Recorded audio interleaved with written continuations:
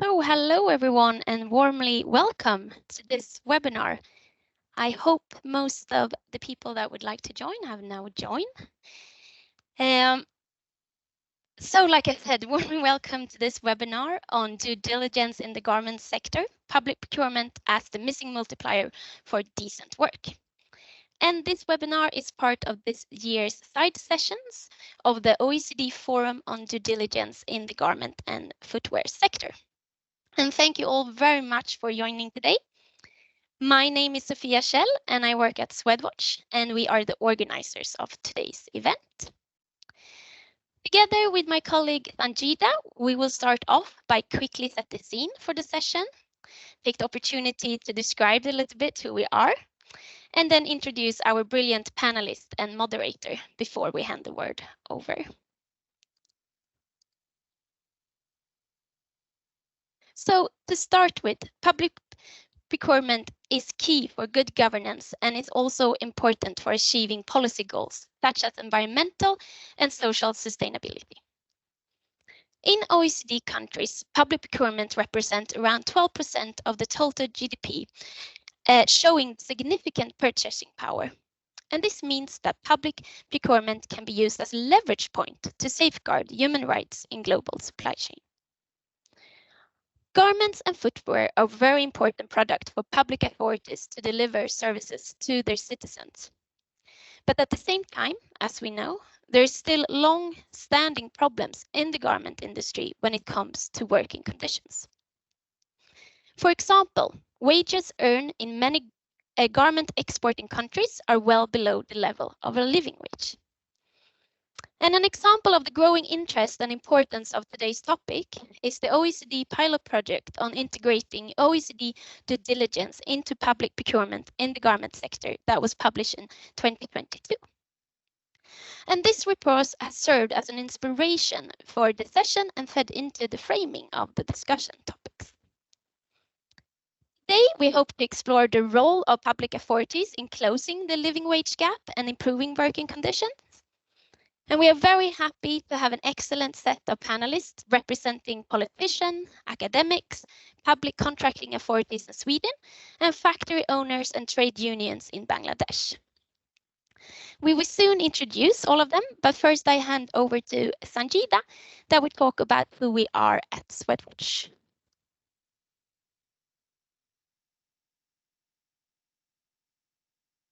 Thank you, Sophia. Hello and welcome.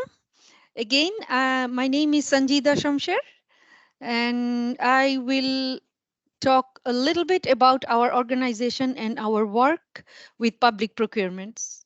So Swedwatch is a Stockholm-based independent non-profit organization addressing business and human rights and environment since 2003.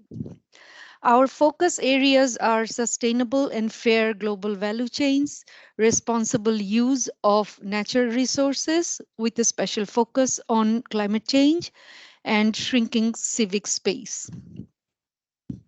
Next slide, please. Swedwatch program on,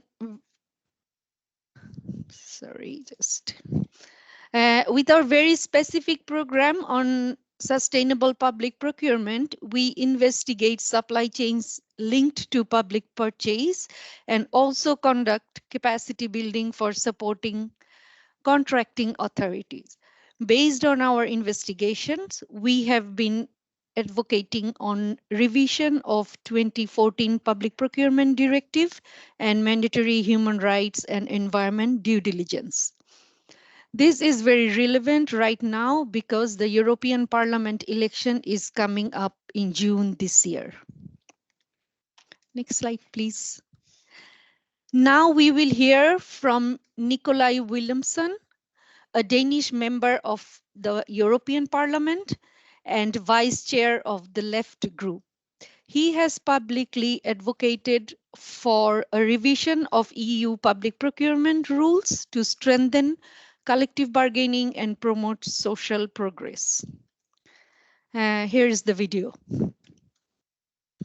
Dear friends, every year around 2 trillion euros are spent on public procurement across the EU member states. That is the same as 14% of our GDP. Public procurements are absolutely vital to the functioning of our society. They, for instance, concern energy, transport, health, recycling and waste management, and many other essential services that could be provided by the public sector. However, public procurements are financed by public finances, and they should therefore be spent in a democratic way. What I mean by this is that public tenders should only be awarded to companies that respect and contribute to our collective norms and standards and benefit society as a whole. Public procurement should be a tool for better and more just societies, not the opposite. Unfortunately, time and time again, we see public tenders being awarded to companies that show little regard for environment or labor law. We see public money go to those whose business model are based on circumventing fundamental workers' rights and applicable collective agreements. They completely disregard the conditions of those that do the actual work so that they can keep labor costs to a minimum in order to offer the cheapest price and score a bigger profit. Time and again, we see prestigious city infrastructure projects being awarded to companies that exploit posted workers who are paid less than minimum wage and who have absolutely no social security coverage. Yes, the sad truth is that there are many companies out there that seek to circumvent our rules through complex subcontracting practices. They use this to be able to undercut and squeeze out the companies that respect our collective rules, such as social dialogue and collective agreements. This must end. Public money should not finance social dumping, tax fraud, and labor crimes. Unfortunately, the current EU rules on public procurement are totally unclear when it comes to the social and environmental clauses that authorities can ask to public tenders. In contrast, the EU rules are crystal clear in requiring public authorities to reward contract based on lowest price. This, my friends, is a clear recipe for a race to the bottom for our social and environmental protection. A race that is even financed with our own money. Therefore, I recently took the initiative to have a plenary debate in the European Parliament on the Public Procurement Directive. During the debate, we requested the Commission to revise the current rules in order to make a social clause mandatory. Together with my colleagues from the other political groups and with the great support of Europa, we managed to get somewhat of a concession from the Commission, which said, and I quote, "The Commission is committed to look at whether further specific action is needed, even of legislative nature," which means that we have to look at the present text. This includes absolutely a social consideration, end of quote. Dear friends, a small window has been opened and we need all the support to put the Public Procurement Directive on the agenda of the next European Commission and the next European Parliament.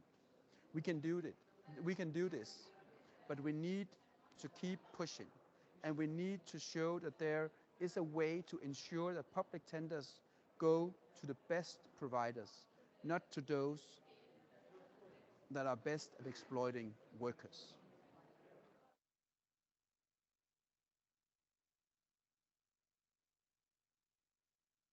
Yes, so yeah. I'm back here now. As the MEP mentioned, that the public sector is vital in providing services to the society in the EU, but it is also valid for the OECD countries. The public authorities in OECD countries employ more than 666 million people. OECD public purchaser buy workwares for these people who are employed in the public sector from China, India, Pakistan, Bangladesh, and Indonesia, together with other European countries. In this session, we will illustrate the case from Bangladesh to understand the impact of low wage on the workers. Bangladesh is the second largest exporter of garment and textile products after China. The sector earns more than 80% of its export income for the country and employs more than 4 million people. However, minimum wage that the workers are getting currently are almost half of what is needed to live a decent life. Thus, it is a common practice for garment workers to work 10 to 12 hours a day to be able to earn an extra income to compensate the low wages. And the low wages leads to dependency on overtime, indebtedness, and occupational safety and health. During our visit to Bangladesh in May 2023, we have spoken to several workers. One of them stated, if the buyers do not raise their unit price for the product that we are producing for them, how would the employers manage to pay us higher salary? So in line with what Sophia already mentioned, this amplifies that public contracting authorities have significant leverage in contributing to ensure the living wage to the workers in the global supply chain. In the next hour and a half, we will discuss this more. So this session will continue until 14:15, quarter past 2 Central European time. Handing over to you, Sophia. Thank you. Thank you very much. I now have the pleasure to introduce our 4 excellent panelists. And to start with, we have Nazma Akhter, who is the president of the SGS Trade Union Federation and a founder and director of the NGO Awash Foundation. Nazma has been fighting to improve workers' rights in the Bangladeshi garment industry for the last 32 years. And her main focus is to increase women's participation in decision-making, build awareness around the freedom of association, and build better relationships between workers and managers. We then have Laura Trenvino Lozano, who is a PhD candidate at the University of Greenwich in London and is part of the Sapiens Network. Laura's research focuses on how public procurement can be used as a tool to enforce labor rights in global supply chain. And she has also been an advisor and director for the first business and human rights program in Mexico's National Human Rights Institution. Thirdly, we have Pauline Göthberg, who is the national coordinator for the Swedish region's work on sustainable public procurement. She has over 10 years of experience in public administration, and she also holds a PhD in business administration from the Royal Institute of Technology in Sweden. And last but not least, we have Rubana Haq, who is the chairperson of Modami Group, which is a family business in Bangladesh that exports ready-made garments and employs over 10,000 people. Rubana is the former president of the Bangladesh Garment Manufacturers and Exporters Association, and she was the first woman to hold that position. And she also holds a PhD in English literature. And then we are very proud to welcome Lena Giesing, who will be moderating our session. Lena works as a policy lead at the OECD Center for Responsible Business Conduct, and she's an expert in what governments can do to encourage sustainable supply chain. She joined OECD over 10 years ago and has worked with public procurement since 2015. So thank you very much, Lena, for helping us with the session. Before I hand over with you, I will shortly go through some housekeeping points. The first being that this session will be recorded and shared publicly, both at OECD and Swedwatch websites. Secondly, please share your questions during the session. You can write them in the question and answer chat. And also at the end of the session, we hope that you will have the opportunity to also ask some questions verbally if you like. And lastly, please be in touch with us if you're interested in these topics. You have our email addresses there, but you can also easily find them at Swedwatch website. Thank you very much. That was all from us. I will now leave the floor to Lena. Thank you very much, Sophia. It's a pleasure to see so many of you on the screen. Pleasure to moderate this discussion today. I think it looks really interesting. Just before we go into the questions, a quick recap of what we heard at the start of this session. I think I don't have to emphasize to the audience today that the vast reach of public procurement in global markets is one of the reasons why we're here today to discuss the topic. We also heard about the harm that workers are often exposed to, that often they don't earn a living wage or a decent wage in garment supply chains. And transparency here can be an important lever, and this is actually something that we see in regulatory developments. We also heard that a lot is happening already. Swedwatch reported about their work, but everybody here on this panel is actually doing a lot also on this topic. We see that there's a greater consideration in practice of social criteria and supply chain risks in public procurement. We also see emerging regulation for companies to conduct due diligence, to encourage them to go about their businesses more responsibly and more sustainably, and either conduct due diligence or be more transparent about their actions in the supply chain, so report on what they do. We also heard MEP Willemsen talk about some initiatives that they might lead. Now, it's not my role to judge on all of that, but just to say that there's a lot in flux, and this is part of the reason why we're here. It also keeps us busy at the OECD. I won't present in detail all the different instruments and standards that exist at the OECD that can speak to this topic, but just to say that they're there both on the side of responsible business conduct, sustainable supply chains, and on the side of public procurement.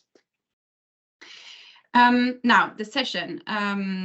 About due diligence and public procurement, there's a lot to explore, as you heard from this introduction, different ways to refer what is at the heart of this. But I think we share the idea that maybe governments have a certain responsibility for what they buy and how they interact with the market, and ultimately how workers are doing in supply chains.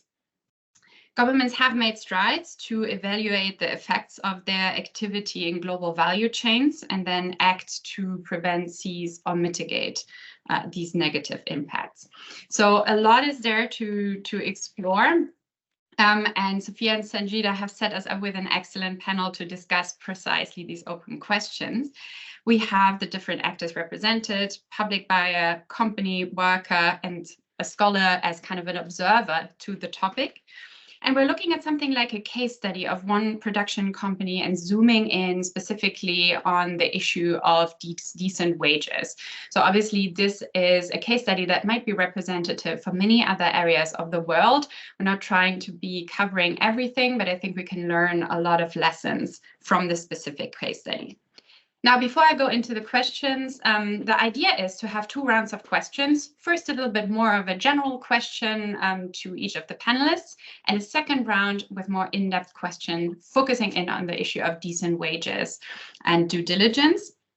Then I hope that we already have some questions in the chat at that point, and I hope to invite some of you to also ask questions, share comments at that point. Please signal that when you post your questions in the chat. And finally, I'll try to wrap up so that we can finish on time at 2:15. So this is where we stand. And yeah, first in this first round, we'd like to start with something like a stock take. Where are we at? What are the panelists concerned about currently? All are focused on living wage and decent work and purchasing practices. As a reminder, each panelist has about 3-4 minutes, so we try to make this interactive and have some time for questions at the end. Nazma, I'd like to start with you. You're representing workers. Can you tell us something about the current situation of workers in Bangladesh and how due diligence is helping to improve it? Thank you, Sweetwatch, and thank you, Lorna, to invite us to talk about the about the ways in Bangladesh.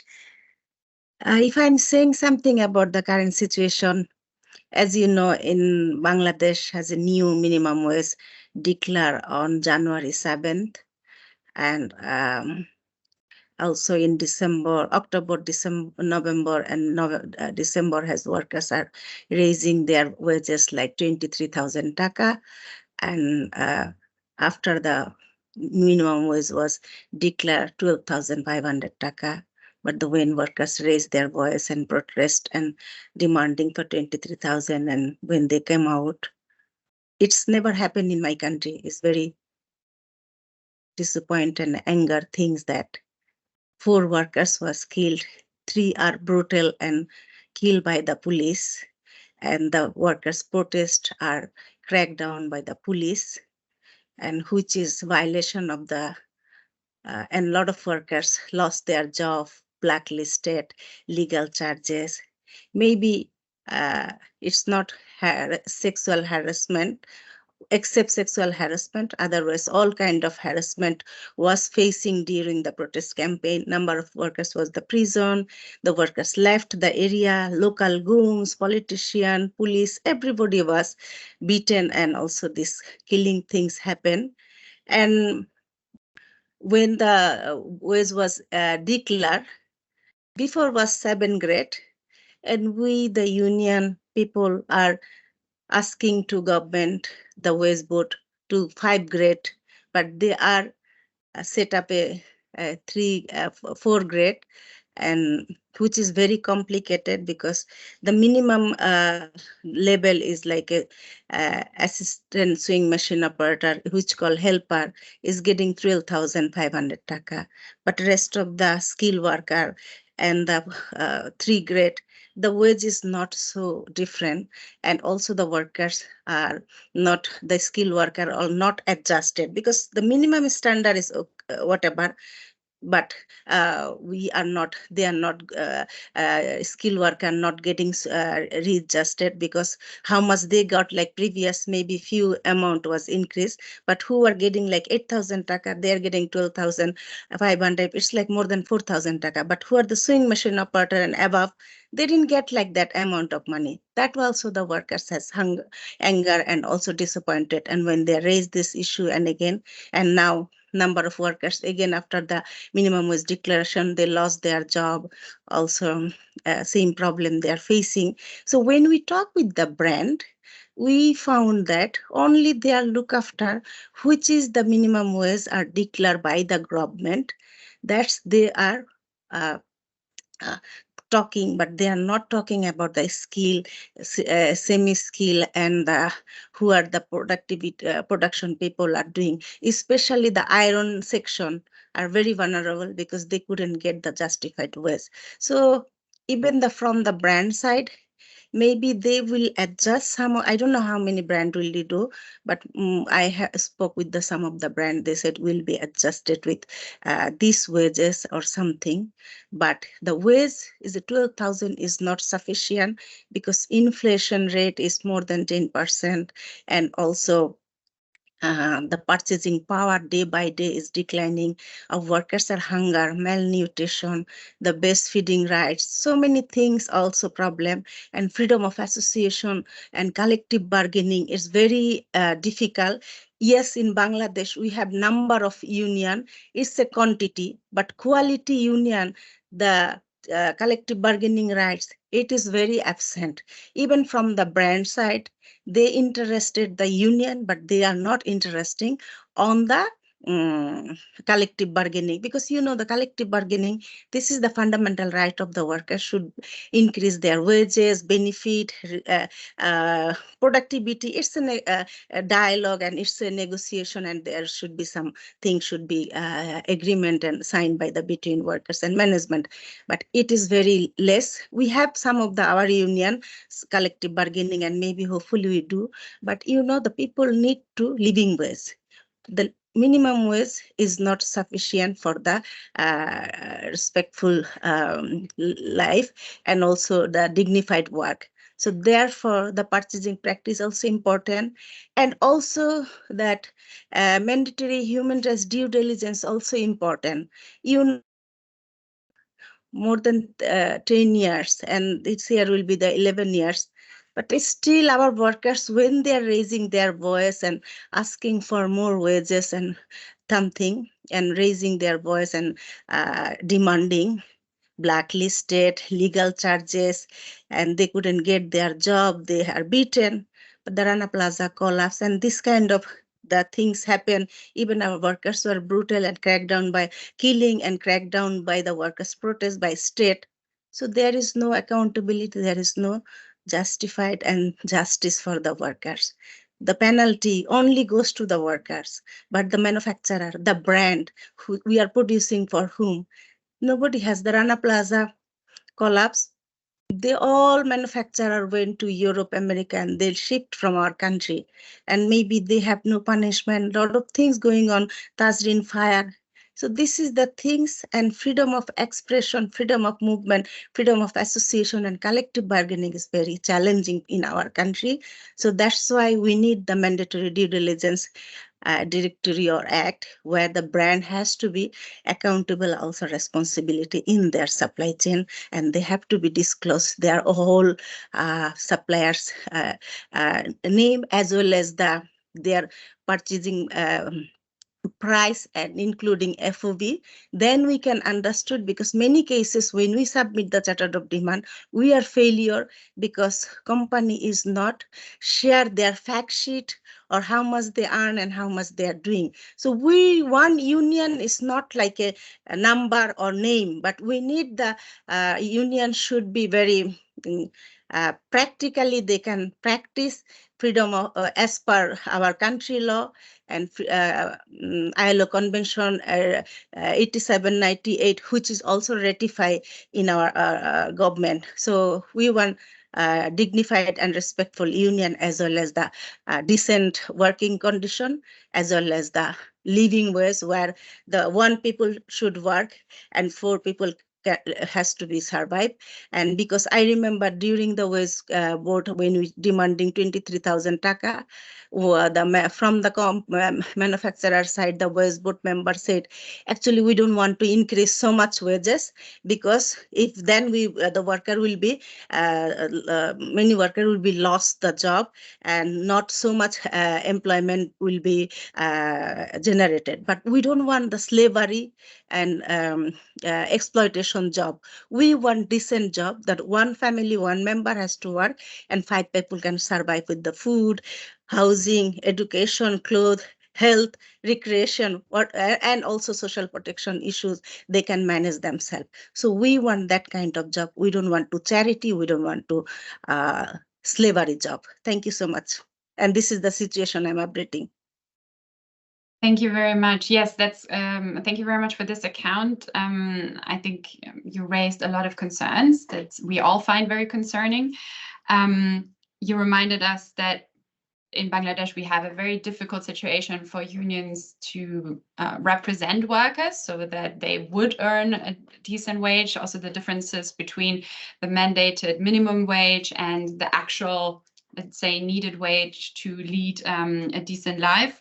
And you also mentioned how mandatory due diligence could be a way to bring accountability to the brands on this topic of decent wage. Next, I would like to go to Robana, who's representing a large conglomerate and can speak about how due diligence works in this, let's say, a value chain network. Can you tell us a little bit about how and why you're using due diligence, and how can you, as an owner of a vast company network with many tiers of suppliers, exert influence on decent work? So one thing is, thank you for the question. Due diligence is a great concept. It's just that when it comes to implementation, all stakeholders need to be in it together. I want you to understand that whatever Nazma has said holds absolute truth. There's no lies in there. It's just unfortunate that brands are also equally responsible, if not more, for this situation. One is, I'm not saying all brands are bad, But the point is, coming back to Najma's point, that December we had a wage increase. And if the brands are still thinking of how to compensate, it's just too late. Because in December 2023, the orders that we were shipping would have to date back to almost mid of 2023. So how is the manufacturer going to find the extra money? Now, very, very kind brands, only I guess one or maximum two, approached us and asked us, how much is your increase? Fair question. So we gave them a full sheet. I mean, number one, the brands have full access to our salary sheets. So they went through the salary sheets and thought that, 10 cents or 15 cents or 20 cents would be good enough, or maybe 10. And then they said, okay, we will compensate you from January or from December, but not from before.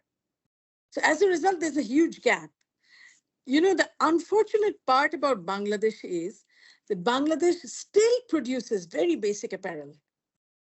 And brands really have not been interested to develop the market. If they develop this market, I mean, if it's a nice pair of suit, they'll always go to Vietnam. If it's something with a little bit of value addition, they go to more mature markets. What happens in that case in Bangladesh is, at our end, we still do massive rounds of, basic apparel, basic t-shirts, basic shirts, basic everything. After COVID, the world has changed and we've gone into athleisure, but in Bangladesh, only a few factories do it. So unfortunately, neither have we manufacturers really done our bit to go to the next level or to have value addition. It's not only the brand's fault, but also the brands have not really encouraged us to do so, because it's much easier to buy cheap product, the get buy one get one free kind from Bangladesh. So when you see the price level going up in Bangladesh, it's very minimal. So as a result, nothing is really changing. On top of it, we have another basic problem, and that is, because the brands offer us bulk quantities, the competitors, the manufacturers also kind of, work against each other. Because whoever can offer the lower prices will get the order. And nobody really wants to lose out on the order, because we have to keep our factories running. So it is an eternal vicious cycle, which is just going on and on and on. And we really have not been able to resolve it, because it's a free market. The government also can't go and tell anyone that, look, you cannot offer prices beyond this level, below this level. So therefore, everybody is in a mad competition to offer more and more competitively, just because we need to survive. But the ultimate truth is that we are not going to survive like this. Neither will the factories survive if we engage in this eternal competition, price competition, against one another, one factory against another. And also, it will not do workers any good, because then the ideal situation, I mean, living wage is a huge, I mean, it's almost a utopia at this point of time. We need to work towards at least decent wage, so that the workers can live in some kind of grace and respect. Instead of that, what we are doing is, we are still not being inclusive enough in our wage discussions. So when the minimum wage board happened, really, it was just a few people sitting there doing their math. My point is, if a full discussion on skill grid could be done, if brands could actually ask us that, why don't you break down and show us in which grade, what are the efficiencies that you have, so that if they want to go and micromanage payment to that extent, we're happy to do that. So a proper skill grid study needs to be done for every factory. And I'm not saying the brands need to do it. We will need to do it ourselves. But the point is, the brands, at the end of it all, need to realize that without raising the prices, no qualitative change will come in the industry at this point of time. Thank you. Thank you very much, Rubana. So highlighting the fact that competition is often based on price in the Bangladeshi market, and therefore exerts a lot of pressure on the wages that workers get. And I'm also hearing between the lines that that could actually be a task taken up in due diligence processes to see to what extent prices are feasible in a certain context. Let me move to Pauline. She's a public buyer, and you've done a lot by way of integrating human rights and labor rights concerns in your purchasing decisions, also worked a lot with due diligence. How do you, as a public buyer, draw on due diligence? Well, thank you, Chair, and also thank you, Swedwatch, for the invitation. You know, the Swedish region's main responsibility is healthcare, and our supply chains are by no means immune against the type of human rights violation that Nazma was mentioning. And of course, you know, citizens' tax money should not go to suppliers that are violating human rights. Of course, you know, we as public buyers have a responsibility to conduct our own due diligence work. But since I'm short of time, you know, I think the most important tool for the Swedish regions to protect human rights in public procurement is to include due diligence requirements in our contracts. So these contract clauses include both the code of conduct for suppliers and the due diligence process, i.e. how to fulfill those commitments. I'm kind of proud to also say that we are officially launching our new clauses on the 5th of March. And the reason for this update is to fully align with the UN guiding principles and, of course, the OECD due diligence guidance. But we have also wanted to align with the corporate sustainability due diligence directive to achieve, you know, policy coherence, and therefore I'm afraid to say that I'm concerned that Germany and other countries, including my own, is withdrawing its support for this legislation. I think we need this legislation since it will create a level playing field for suppliers. But we have for the last 2 years been working very closely with other central purchasing body and a large number of national and international expert organizations. So these new contract clauses will be obligatory for the Swedish regions to use in high-risk tenders. Of course, textile is one. And just to mention a few of the things that we now are including in these contracts is that living wages are promoted. We also want suppliers to conduct meaningful dialogue with rights holders. We have also included contract clauses on remedy, which is lacking in the current one. So this is just short on what we are working on just now. Thank you very much, Pauline. Yeah, to recap, you've seen the value of conducting due diligence, and very important for you also that to require due diligence activities from suppliers. You also made the link to the regulatory landscape, which we'll come back to in a second as well. And also the importance to link to the concerns of workers whenever public buyers are adopting certain measures like contract clauses, to also make sure that, for example, the question of collective bargaining or a decent wage is represented there as well. Laura, final one from you in this round. And just to emphasize, I've seen the first question in the chat, but I encourage you all to add additional questions. If you have any, if you'd like to make a comment, please do so in the Q&A tab. It's not the chat, actually, it's the Q&A tab. Laura, you have the bird's eye view, so to say. As a scholar, you're also having a little bit of an opportunity to compare different approaches. How can decent work be included in the public purchasing legal processes? Thank you, Lena, and thank you for Swedwatch for the invitation. I will have to say that this view is coming from public buyers in European countries, but notwithstanding that, there are very big, massive buyers, for example, in the US or in other countries that are part of this discussion, and I guess I now hope part of this webinar. So I will tell you 3 main things that I've seen through the research in countries that are not that are starting to do this, that are not they're not pioneers, and they have not developed this very much, such as Spain, which has been the focus of my research. So first of all, I would say traceability. Traceability, it has been taken as a first step into how to deal with these global supply chains. So having a mapped supply chain as a requirement of traceability, in which tenderers or awarded contractors would need to disclose the where was the supply produced. They are focusing mainly in the place, sometimes only in the country, and more developed ones have included the address, for example, of this where, and they also have included the whom. So who is the supplier? What is their name? And so you have once you have the where and the whom, then public buyers are able to include further requirements on the how, on the what, under what conditions were these supplies manufactured, to say for some of them have focused also in the raw materials, so raw material extraction, and on the main components, thinking of more complex supplies than textiles.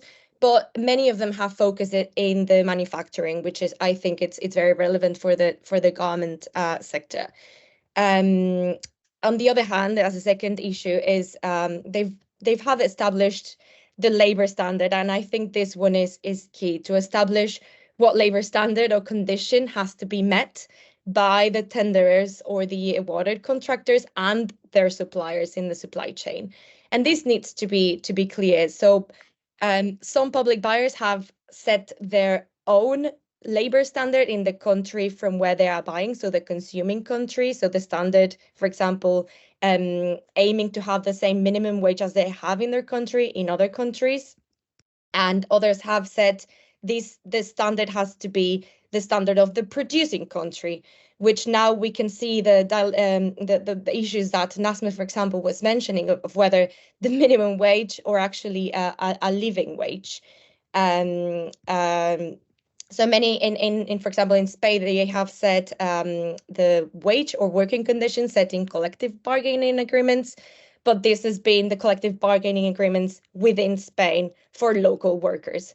So the aim would be to push this into where the production is taking place. But also, I think I would like to highlight that it is important to know the impact of setting these labor standards in these countries. So, for example, if you're going to reduce the working hours that you have in Europe, then if that doesn't come with an increase in the wage, then workers that often take overtime to get into the end of the month will be worsening their current situation. So the impact is very important of the requirement and the impact. And thirdly, I would like to say about the monitoring.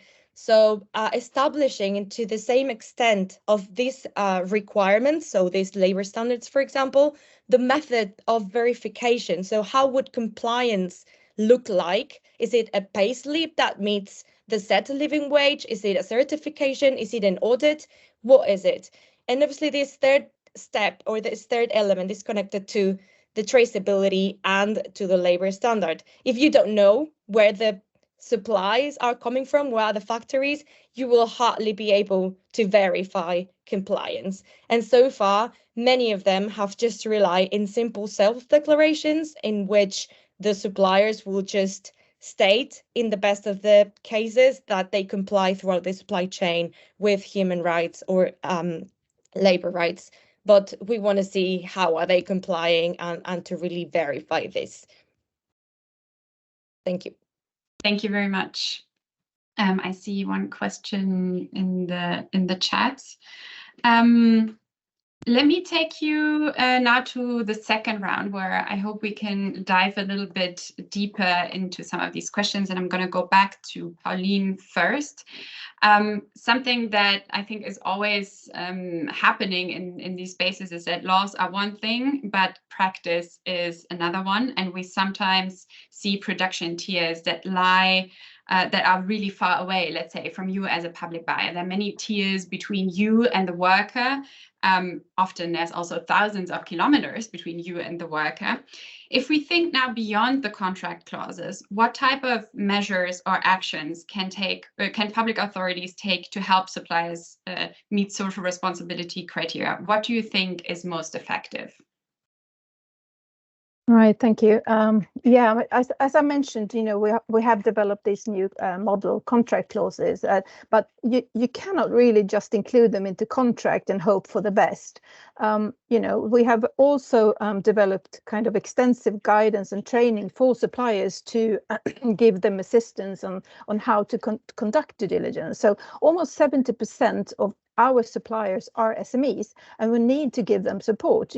So I think our biggest contribution maybe is to assist them in getting a robust due diligence process in place and support capacity building in suppliers.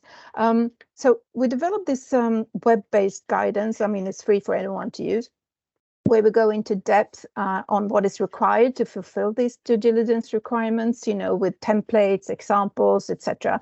And during the spring, we're also giving training courses for free. So we will describe this international framework, which the conditions are based on. We explain why the condition exists, how it is used, what it covers, and what responsibility suppliers have. We help them on how to develop policies, conduct risk analysis. We develop this land risk index, and what is actually meant by identifying, preventing, mitigating, and remedying negative impacts. The Swedish version of this guidance is launched on the 5th of March, but the English version will also be available a month later. But one of the points that someone was raising here is that, I would like to add that, due diligence is really about shared responsibility. And it is very easy for us to point fingers at suppliers and tell them what to do. We as buyers also have a responsibility. I mean, of course, there is an obligation from public buying side to create best value for money for citizens. For taxpayers' money. But suppliers can also feel, the squeeze from public buyers if we ourselves are not taking our responsibility, to understand that our purchasing practices can also contribute to the harm. For example, timing demands can lead to excessive overtime, pricing pressures can lead to efficient wages, last minute order modifications, would lead to excessive overtime. So therefore, we have also developed guidance for public buyers on better alignment between, the purchasing practice and the human rights and environmental goals. So this is really what we say, we need to balance those types of demands as public buyers, because, obviously as a state, we have a duty to also protect human rights and as well, having this balance, best value for money. So conflict of different interests, but I think we need to kind of emerge them. Thank you very much. So emphasizing that this is really a two-way street and a certain need for collaboration and share the responsibility. You also mentioned different mechanisms to put into practice what you have in the rules to make sure that that gets implemented, for example, templates and explanations, guidance, both for companies, which I think is really interesting, and for the public buyers, and really having a greater awareness of the effects that purchasing decisions might have in the supply chain. If I now switch to the company side, Rubana, from your perspective, hearing that, how can meaningful dialogue between suppliers, contracting authorities, and workers be created to increase trust and transparency? What is important from the company perspective in this dialogue question? I think there's a severe trust deficit amongst all the stakeholders. So attention should be brought to the trust factor. We should not be thinking that the brands are squeezing money out of us, and the brands should not be thinking that they can take us for a ride. And at the same time, the workers, we should not be making the workers feel vulnerable. So if all stakeholders are going to come together, and if it's a win-win situation, only goodwill can help. If it is really going to be an all-out collaborative approach, which is what is going to be, otherwise this whole thing will fail. If it's going to be an all collaborative approach, then we must all be counseled properly, all stakeholders, so that we don't have any preset notions and that we go into a dialogue with an open mind. Somebody from the factory side like me, we are just going to be saying one thing, that is, raise the prices, otherwise, we can't do it. We cannot stick to definite pronouncements anymore. We have to be flexible. We also have to try from our side to increase efficiency, which we do, but also to have an open mind to have a better working condition leading to better productivity. It's a win-win situation. So for us, we have to keep an open mind. At the same time, the brands cannot come in to the factories and just say that, we are just going to give you the order because you've offered us the lowest price. That's not done. So the brands also have to realize that their margins may shrink, but their credibility in the world market will be a lot more. So, it's just not about getting cash rich for anyone. It's a question about credibility, which cannot be bought by cash. Unless you have a social angle, unless you have a social responsibility in your own work ethics, change is not going to come. And also, the workers need to also realize that it's just not a one-sided problem. It's not just about the manufacturer not paying them enough. So if we all actually want to absolutely rectify the whole thing, remediate the whole thing, then all of us have to come together on a simple tabula rasa, absolutely a whiteboard, and put our points down and list our fears also. So no baggage in the negotiation, have an open mind, list all our strengths and weaknesses. The manufacturers cannot say that we have done enough for the workers. The workers cannot say that you have not done anything for us. And the brands cannot say that you have to offer us the lowest price. So we need all together. We need to come together with an open mind, with flexibility, and with absolutely good intentions to change the whole thing. Otherwise, nothing is going to change. And let's also be realistic. Inhumanity is at play all over the globe. So to expect such a big change, it's going to take a lot of time, but every step must be monitored. There must be an ombudsperson or a group of ombudspeople who are going to wear the objectivity hats and intervene when and as required. Thank you. Thank you very much, Rubana. So calling for an ombudsperson to facilitate the dialogue, also emphasizing that there's a trust deficit, a need for flexibility and going into the dialogue with an open mind. We heard that. I thought it was also interesting that you highlighted the link between better working conditions and efficiency gains that might be had if you implement better working conditions. That the payoff is that ultimately the factory and production will be more efficient. I'd like to give it to Nazma. As a trade union, what are your expectations on public actors towards monitoring working conditions, including the right to a living wage? And what is the role of trade unions in that interplay? Or let's say from your perspectives representing workers, what would you like the public actors to do? Thank you. Actually, we want to implementing our legislation. That is more important. And Laura and Pauline also mentioned the act, and also that the legislation is one thing, implementation is other things. So that is more important. The minimum wage, which is the structure in Bangladesh has, is a very low wage. It's a minimum structure or standard, but you cannot increase more wages or benefit.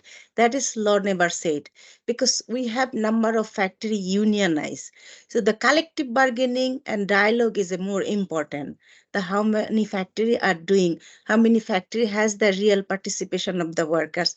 Most of the time the company creating their own union to safeguard for their interest.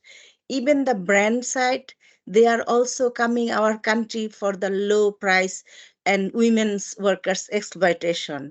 And as Ruban Appa mentioned about the Vietnam, Cambodia, they are making high tech, because our manufacturer doesn't want to the high tech things, because during the wage increasing time, I remember the member from the manufacturer side, he said that we want more job opportunities, and that's why we want to lower wages. That means they don't want to high tech production and they don't want to be that. And they want this exploitation. They want bulk order and less price, which is exploitation the worker. They are not thinking about the high tech because they are thinking of the basic. Because Vietnam and Cambodia, when this industry started, our industry started late 70s, early 80s, but still why we are treated as a cheap labor. So the manufacturer mentality also need to be changed. Our worker also need the skill development, and the government has to be fair enough with the legislation, corruption, as well as the transparency is very important, because we need to work together. Brand will be give the more price or less price. It's not which is needed our country. The COVID time, our Prime Minister gave 5,000 crore taka to the soft loan to workers should get their wages 3 months. A worker only didn't work 1 month.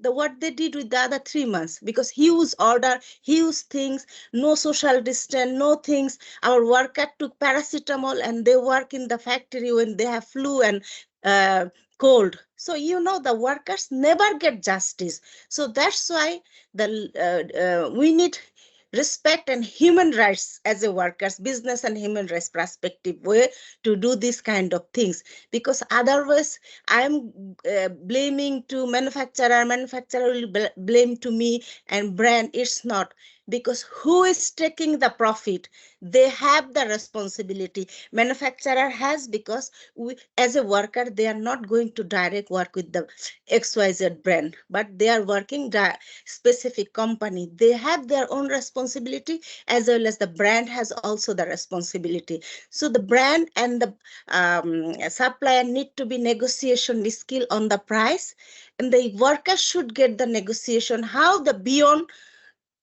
they can get the better wages and better benefit. Because in Bangladesh sexual harassment and abuse is a common issue, because due to the low wages and all the bosses are abusing. Those are the girls, because women doesn't have the job security and all kind of violation they are facing. So this kind of system we don't want. We want the people should be play equally, and power should be equally distributed. A brand to supplier, supplier to the workers, men and women. So a lot of issue, and this is not only wage issue.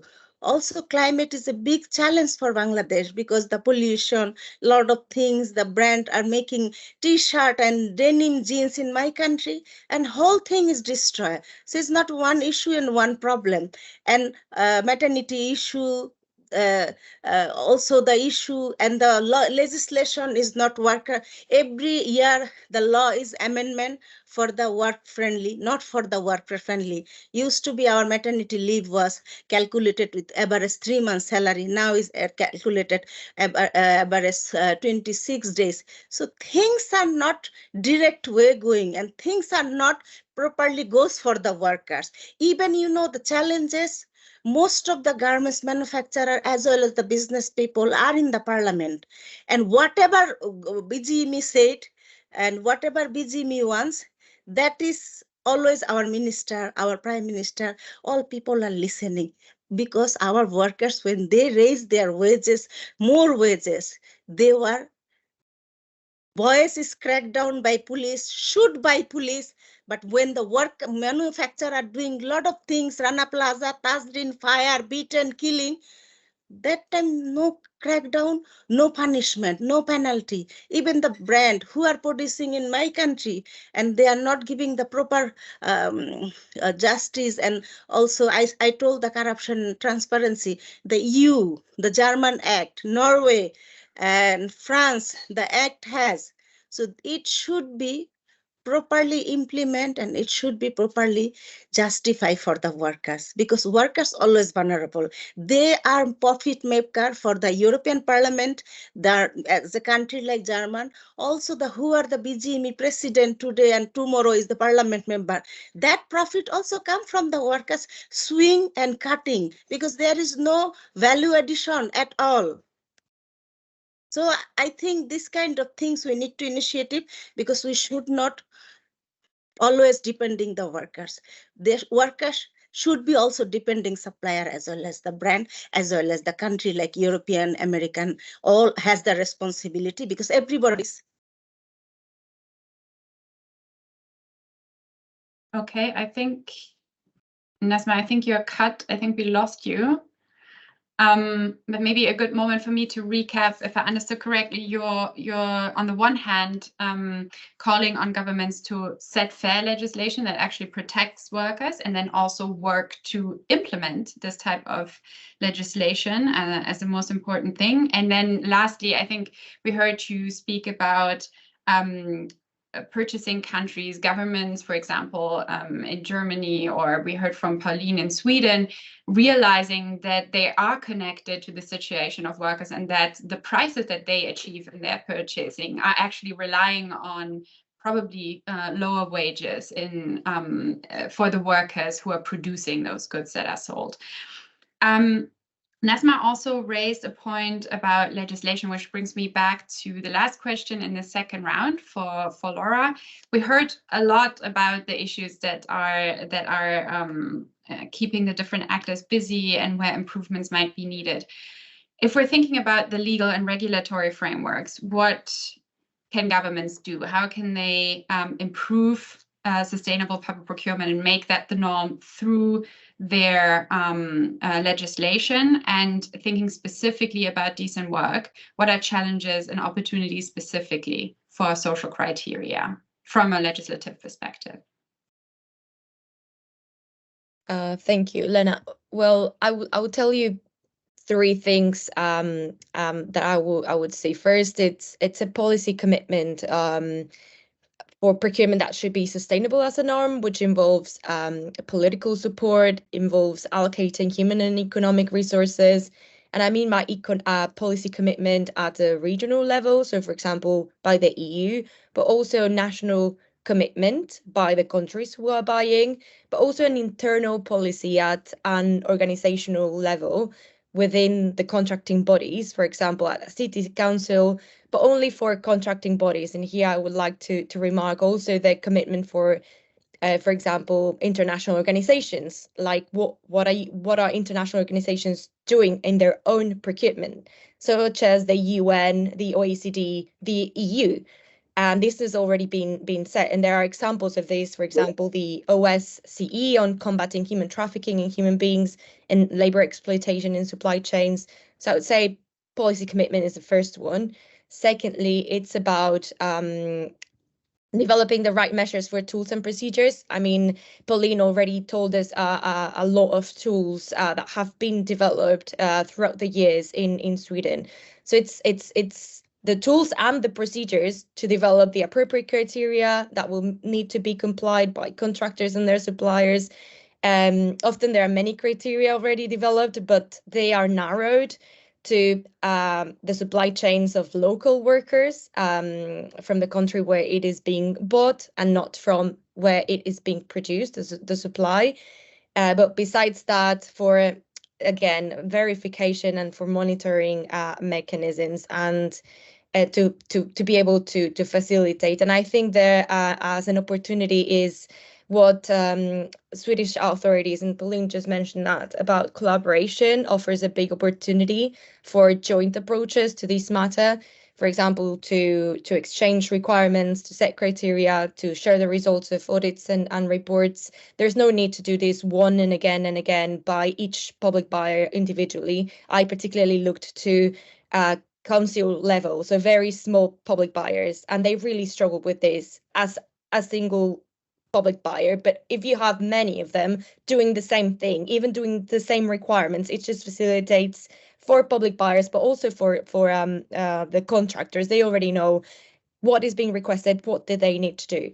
And thirdly, I would say having the adequate policy framework, that it's an enabler rather than an obstacle for the inclusion of sustainability. Currently, there is I mean, there are many, this is not the case, and there are many obstacles, but I would like to highlight two of them.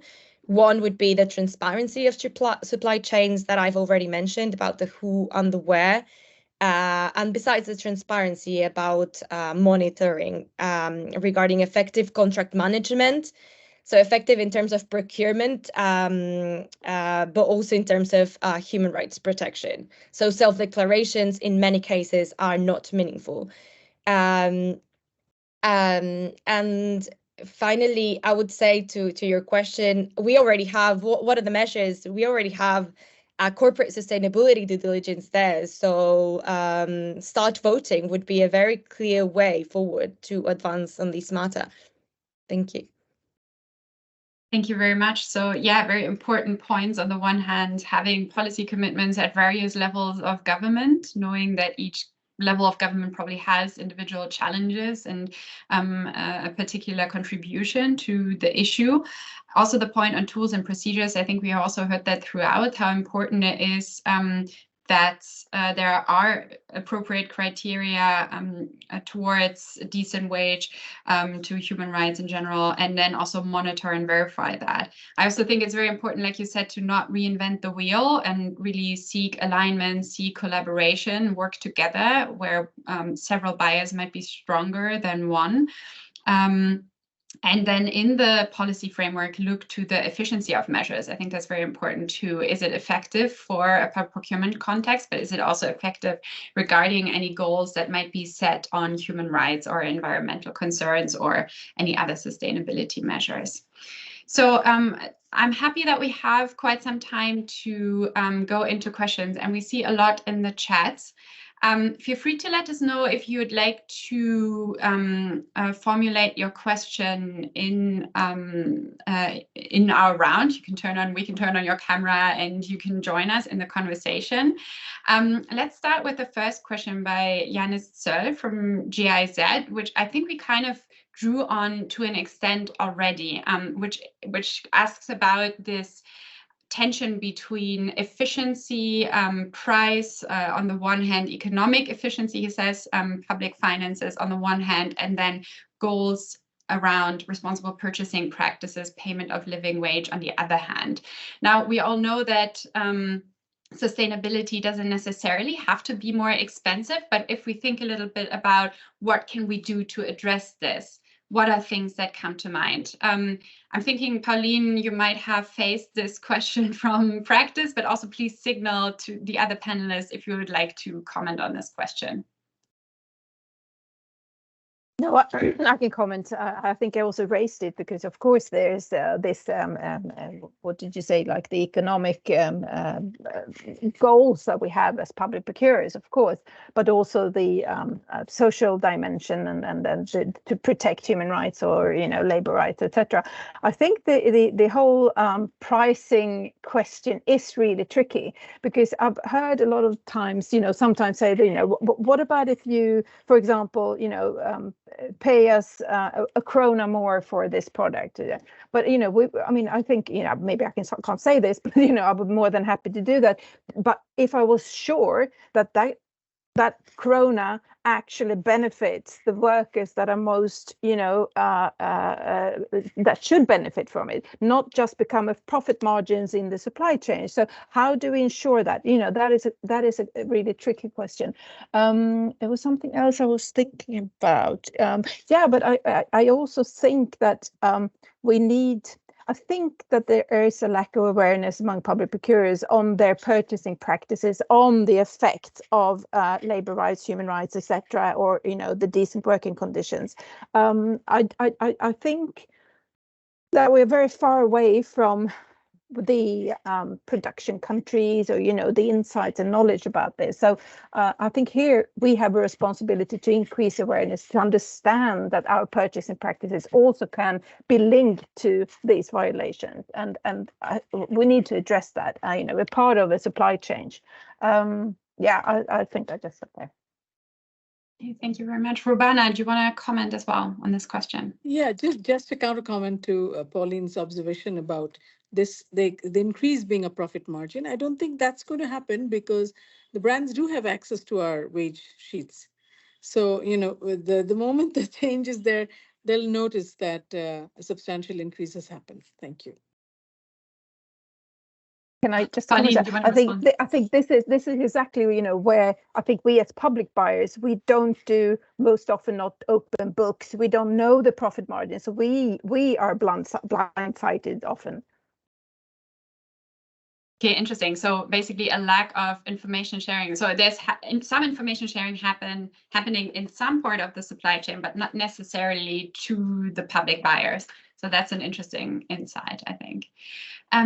Laura, I think I have a question for you. There's a question about how local governments can monitor human rights violations regarding low wages if the supply chain involves extraterritorial production and subcontracting that is difficult to track out of their jurisdiction. Knowing that you have worked with subnational governments, I was thinking you might be able to shed some light on this question.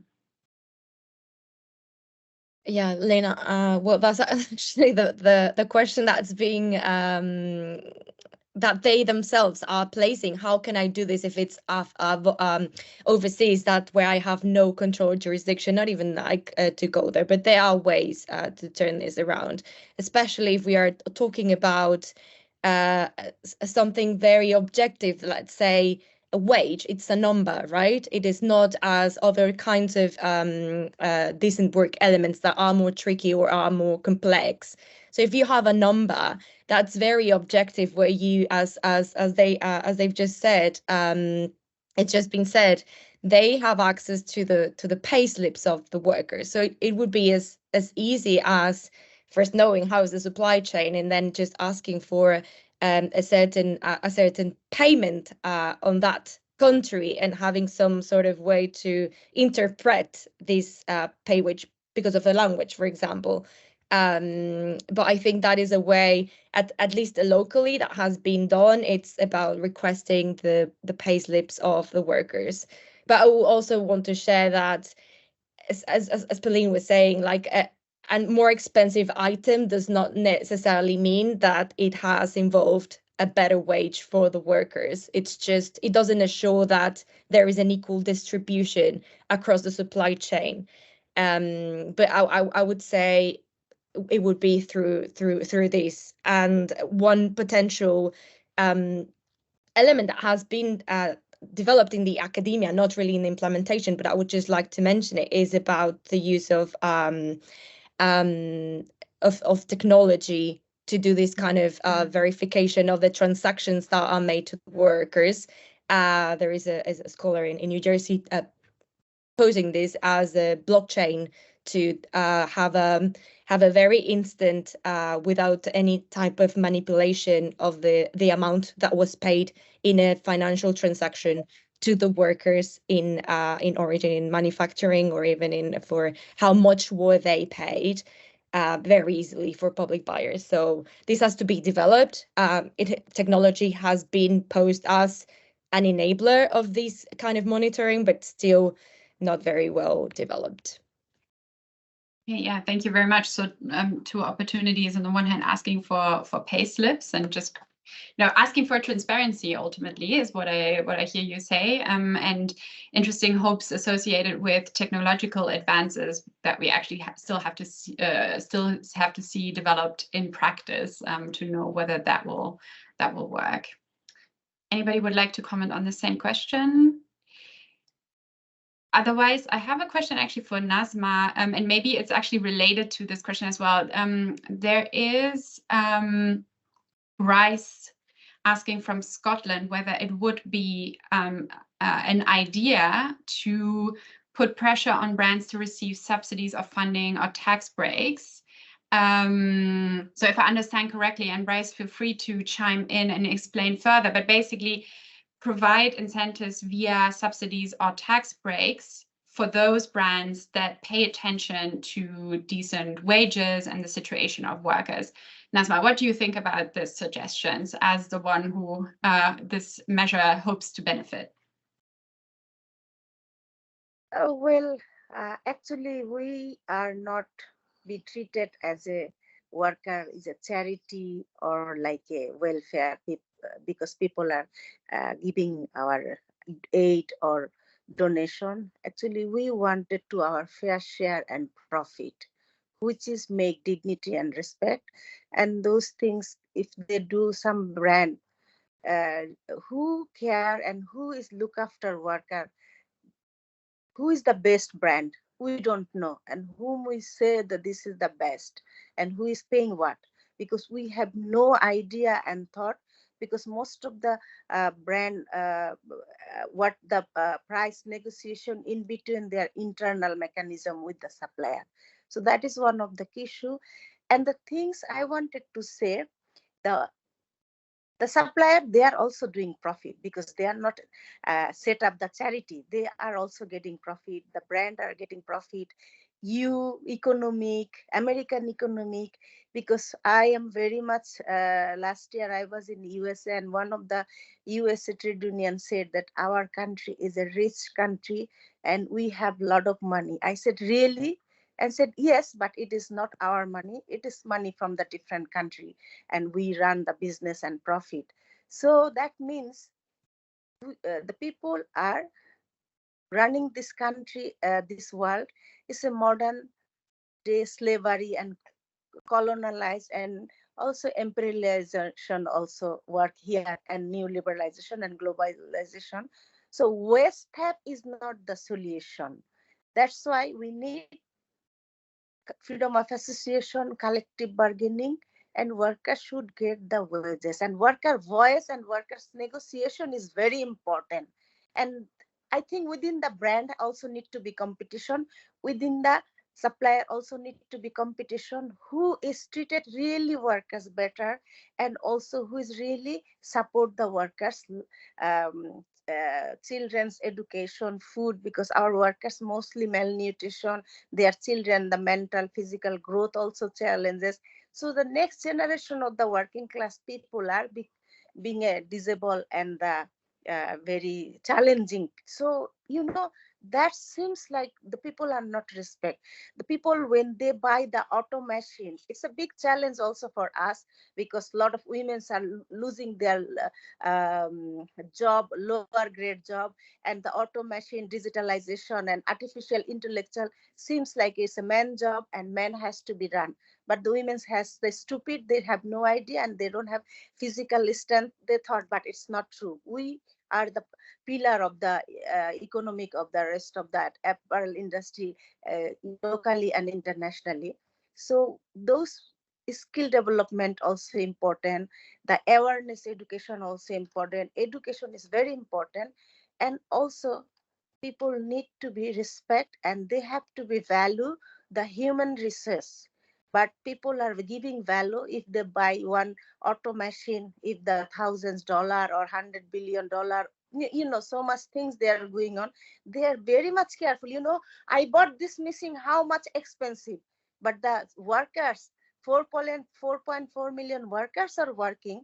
Oh, they are cheap labor. To see the concept, see the attitude of the business, attitude of the new capitalism, government attitude. This is need to be done, and the brand has to be responsible.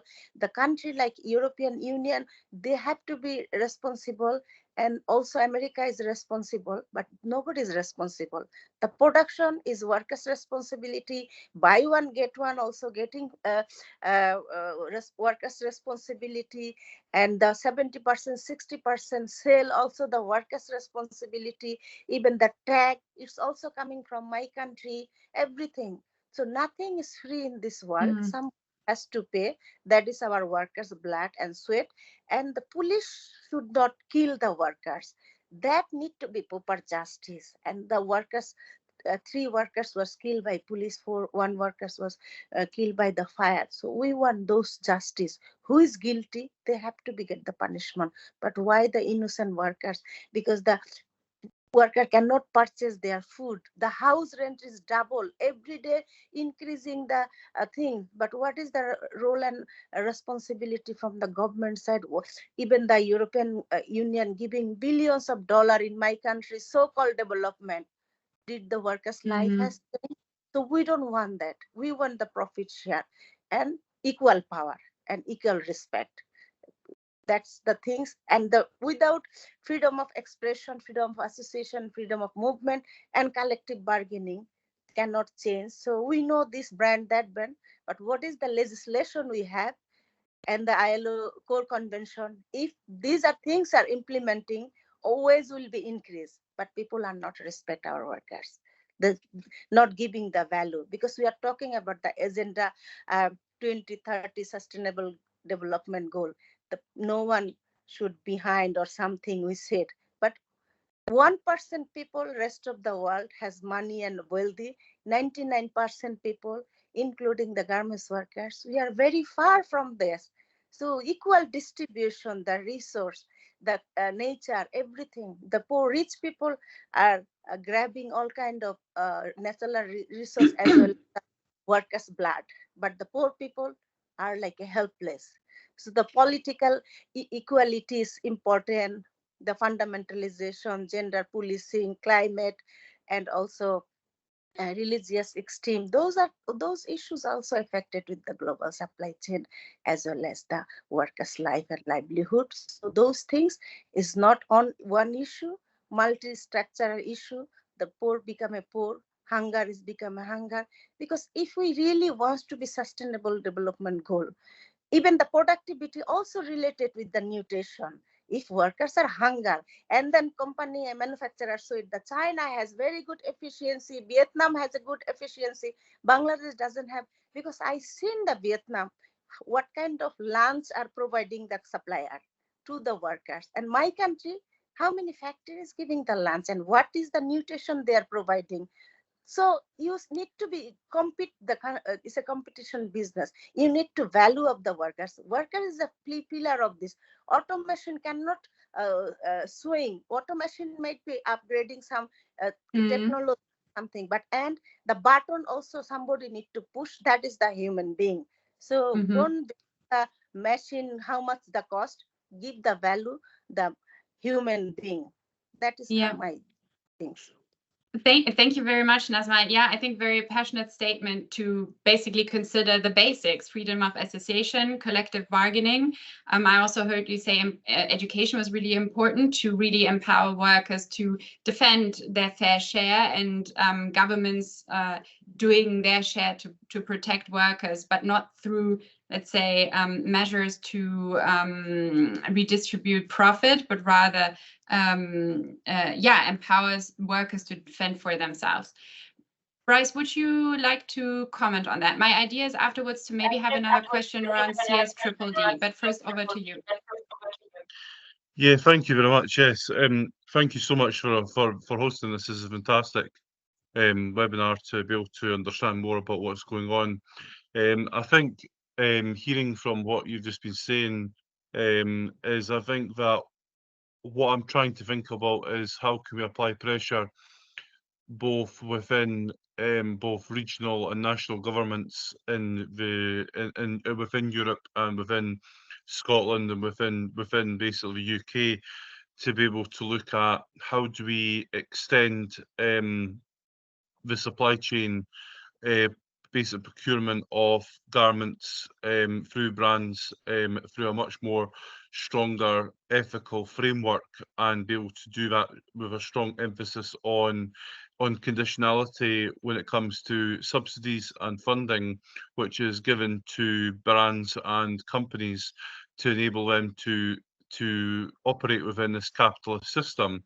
And one of the things which the Scottish Government has introduced is what we call the Fair Work framework through the Fair Work Convention in Scotland. And basically, to sum it up in a very small sentences, basically it gives there's a lot of pillars to it: effective voice, payment of the real living wage, investment in the workforce development, fulfilment, opportunity, respect, security, flexible work arrangements, fair opportunity for pay progression, and fair work first criteria. And I think that whilst this has been introduced into domestic Scots law in regards to how is that if any company or brand were to receive Scottish Government funding, they would have to adhere to conditions such as union recognition and the real living wage, which is fantastic. But I think that could easily be expanded to potentially internationally, whereby that brands such as Boohoo, Shein, and all and the big fast fashion Primark and the biggest fashion retailers out there, they could be able to affect if we were to introduce fair work criteria and potentially, I'm going to put a radical thought here, is actually introducing specific tax breaks and incentives for these companies to attract them to actually buy into the system and to buy into that system. They would have to then have conditions set on the subsidy, on the tax relief, and by doing that, they would have to be that could go down all the way down to like Bangladesh to the garment workers factories, and that there would be actually international inspectors who would then, or international global witnesses who would be able to travel into those factories, see the work, make sure everyone's paid fairly, equitably to a real living wage, and also union recognition and respect. And that would then hopefully mean that the companies which are fast fashion, not taking care of the current workers, they would still face higher tax brackets and tax bracket because they will not want to submit to this fair work agenda or convention, and it would mean that they would be hopefully priced out of the market, and they'd be unable to actually provide the rates of what they're trying to charge for their garments.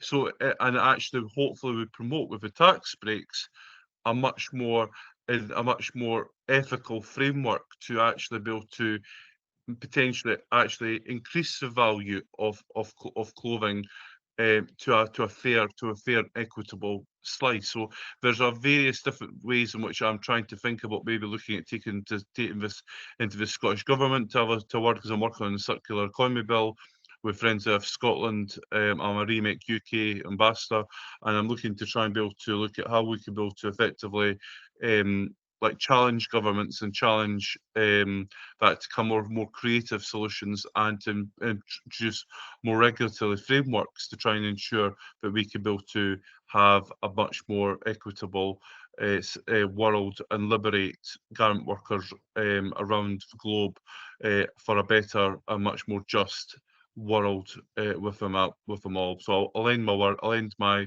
contribution there and just say thank you so much, and I'm looking forward to taking this away with me and working in Scotland and UK to try and be able to ensure that we follow SDG, UN SDGs, and also various other regulatory frameworks, and try and be able to strengthen them to ensure that we can liberate people through this whole process. So thank you very much.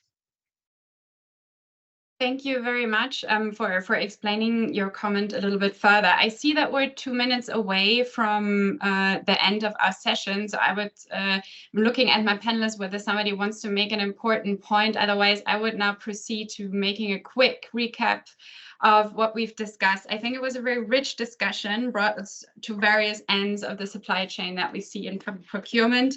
We heard about how important laws are, setting the framework, helping workers getting a decent wage, getting a living wage. But we also heard about how important it is to actually supervise that these laws get implemented, not just with regards to public procurement and specifically labor rights and human rights in buyer countries, let's say in the European Union, where we had our public buyer from, but also in the countries themselves. And something that we heard about several times was how important it was to focus also on the rights of workers to participate in collective bargaining, freedom of association, to really promote their interest with regards to decent work.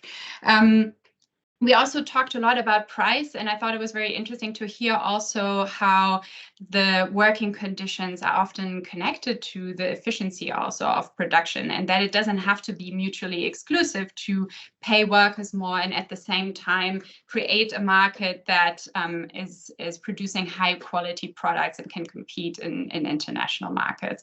So a lot of moving pieces there. I think now it's time for me to give it back to Sophia or Sanjita for a big thank you. But I also want to thank you from my side. Thank you so much for this rich discussion. And I hope it was interesting for the audience to follow us here. Thank you very much, Liana. Yeah, Sophia, and I would like to thank you all on behalf of Swedwatch. I also feel like it was a fantastic and very rich discussion.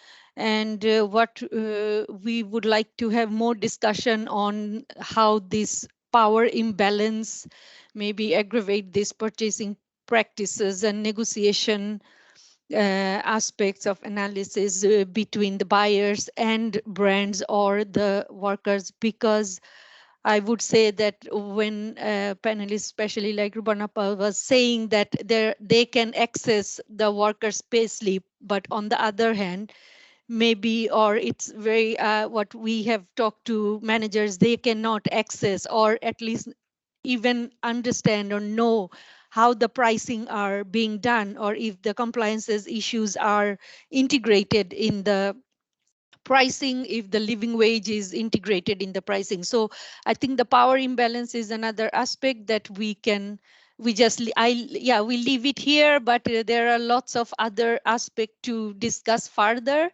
We thank you all the fantastic panelists. We thank Liana for moderating the session and all our participants and our attendees. Please reach out to us if you have questions, or we can also forward it to our panelists if you want in that way. Thank you for today, and good afternoon from Stockholm. Bye.